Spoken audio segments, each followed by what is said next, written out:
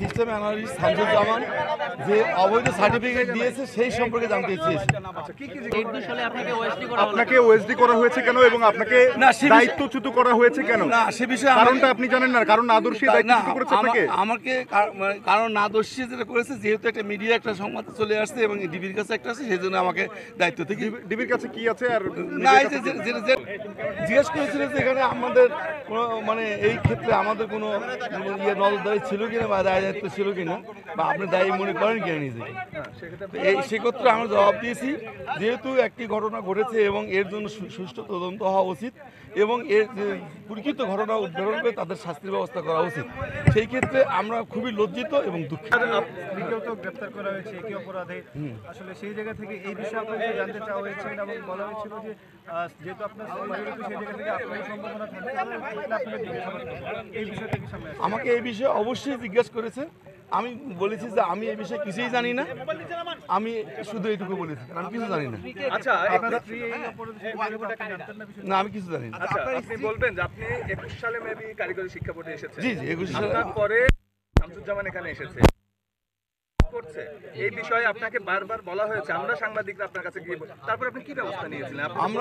আমরা এটাকে নিয়মিত আমাদের চেষ্টা করেছি, যারা আপনারা কপি দিয়েছিলেন চেষ্টা করেছি যে এটা আমাদের ওয়েবসাইটে আছে কিনা আমরা খুঁজে দেখার চেষ্টা করেছি, কিন্তু আমরা পাইনি। পরবর্তীতে আমরা চেষ্টা করেছিলাম যে কোনো মানে আপনাদের কাছ থেকে সঠিক কোনো কাগজ পাওয়া যায় কিনা। যেহেতু আপনারা এটা পেয়েছেন, গোয়েন্দা সংস্থা বের করেছে, আমরা এর বেশি কিছু বলতে পারি। গোয়েন্দা সংস্থা বের করার আগে একাধিক প্রতিবেদন হয়েছে, আপনি চেয়ারম্যানকে বলা হয়েছে, কাগজ দেওয়া হয়েছে, আপনি কেন সরালেন? আপনি এখন কিভাবে দাবি করেন যে আপনি জড়িত না? না না, এটা তো আমাদের কাছে, আমি তো আপনার কাগজটাকে আমাদের ওয়েবসাইটে পাইনি।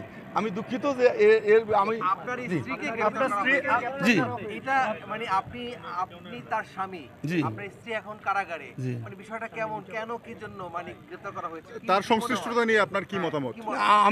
আমি আমার মতামত আমি জানি না, তাই ভুল করছি কিনা আমি জানি না। ওদিক আমি তার বিষয়ে কিছুই জানি না এবং গোয়েন্দা সংস্থা কি তথ্য পেয়েছে আমি জানি। আচ্ছা, আপনার স্ত্রীর বিষয়ে আপনি কিছু জানেন না এবং আপনি যেই বোর্ডের চেয়ারম্যান ছিলেন সেখানে একটা বড় দুর্নীতি ছিল, সেটা সাংবাদিকরা প্রতিবেদন করেছে, সেই বিষয়ে আপনি কিছু জানেন না। এই যে আপনি কোনো কিছুতেই ওয়াকিবহাল না, আপনি কি অবস্থায় ছিলেন আসলে এই সময়ব্যাপী?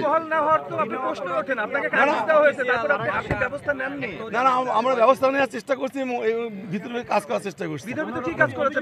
না, আমরা বিভিন্ন জায়গায় আমার তথ্য সংগ্রহ করার জন্য আমরা ব্যক্তিগতভাবে আপনার বিরুদ্ধে অভিযোগ আছে যে 20 লাখ, ব্যক্তিগতভাবে আপনার বিরুদ্ধে অভিযোগ আছে যে 20 লাখ টাকা আপনি নিয়েছেন এনপিআই এর কাছ থেকে, এটি মন্ত্রণালয়ে তদন্ত চলছে, এই বিষয়ে আপনার বক্তব্য? এটা মিথ্যা, মানোয়ার ভিত্তিহীন, এটা তদন্ত চলছে। তদন্তকারী কর্মকর্তা আমার সম্পর্কে কিছু তথ্য খুঁজে বের করতে পারে, করবে। আচ্ছা, আপনার মতে কি পরিমাণ সার্টিফিকেট এখন পর্যন্ত ইস্যু হয়েছে?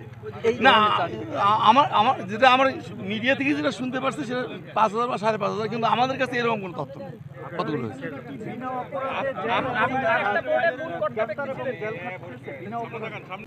যেহেতু আমি বোর্ডের প্রধান, সেই হিসেবে আমার দায় আমি এড়াতে পারি না। আপনি কোনো কিছু খুঁজে পেলেন না? এই যে যত কাগজপত্র ডিবি গিয়ে খুঁজে পেল, সাংবাদিক গিয়ে খুঁজে পেল, আপনি বোর্ড প্রধান খুঁজে পেলেন না? আমি তো খুঁজে পাইনি। জি, তাহলে আপনি নির্দোষ হলে আপনাকে ওএসডি করা হলো কেন?